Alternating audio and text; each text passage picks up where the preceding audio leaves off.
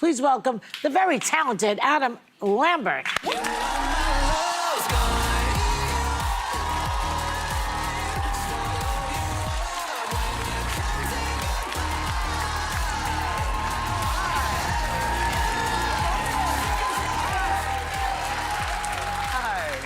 Hey. How are you? I'm good, how are you? Well, you know, we just saw a clip of you and Cynthia Erivo at the Hollywood Bowl. That was last August you did that, and people are still going nuts over it. Did you think it was going to be such a big hit? No, not at all. I mean, I was really excited. You know, I've wanted to sing that show since I was like a kid. Oh, really? And never have done it ever. I've seen it 100 times. Yeah.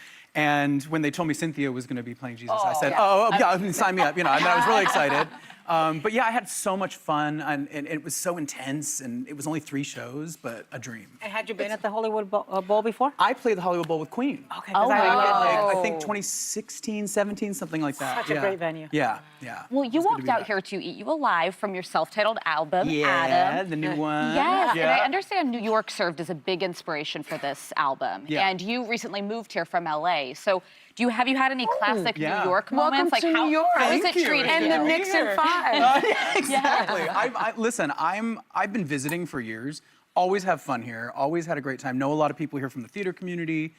It was just time. It was time for a change. You know, I think life comes in chapters, and I was like, I'm ready for the next one. Yeah. Let's do it. Yeah, and I'm loving it. I'm living downtown. The shoes, they're killing me too. Yeah, you and Sunny. I would wear those. I would. This looks like the most nightmarish thing to wear through TSA. I've never done that. Sunny. And it also looks like you could shoes and lethal weapon at the same time. Absolutely, for New York, for the streets, you know. I live downtown. Talking about your new chapter, you say that you hope your songs on this album, Adam, connect with anyone who's been through the process of self-acceptance. So when you're writing, what does that feel like? What does that look like? It's therapy, really. I mean, on this album especially, I challenge myself to just not filter myself at all. So, you know, yes, there are songs that are uplifting and, you know, about confidence and me patting myself on the back, but then there's also songs on this album that are very revealing and me kind of looking in the mirror and going, well, you messed up here. This isn't a good thing that you did. And recognizing your faults and what you need to work on is so important, and accepting yourself fully, or else how can you grow?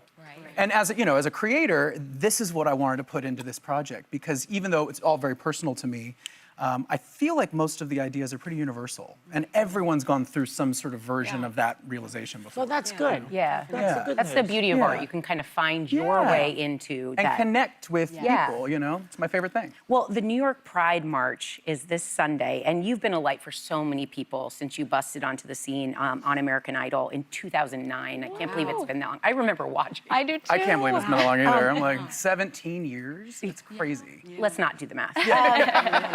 Are there artists or songs that were there for you as you were kind of coming to terms with your own, like, that you related to on a universal level? Not necessarily when I was coming to terms with my identity, my sexuality.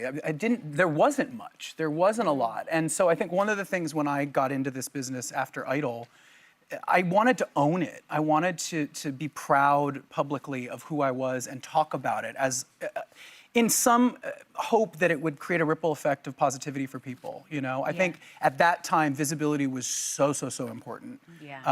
Because there wasn't a lot of, in people's minds, I think in the mainstream public, there wasn't a big diversity of what the LGBTQ community looked like. It was kind of like a couple stereotypes. So I was like, you know, let's be proud and open and like not be shameful about it. And the spectrum that we are, there's so many different. Like, and it's changed a lot. It sure has. It sure has. But what music inspired you?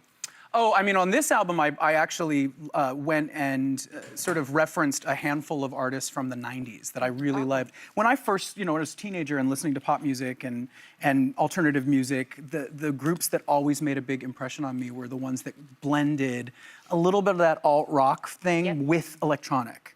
So this album is very much a love letter to that type of production and that world.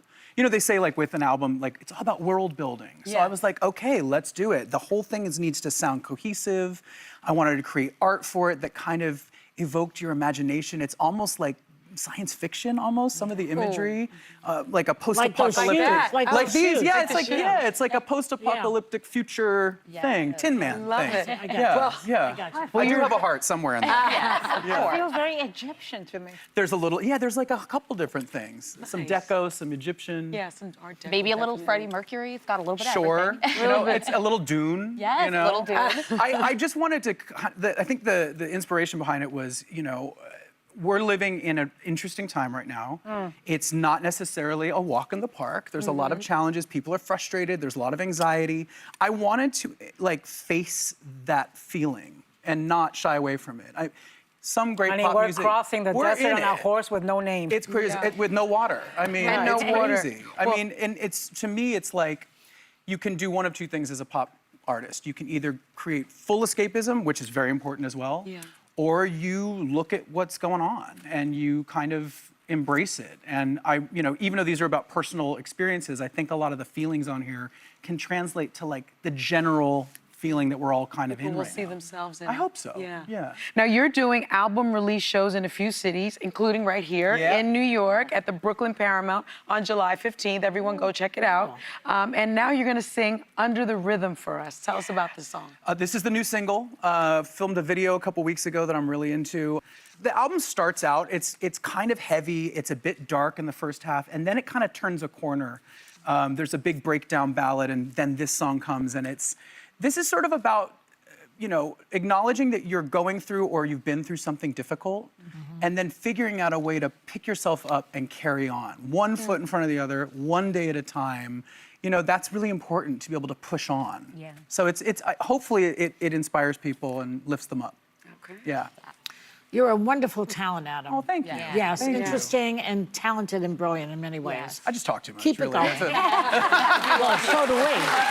Thank you.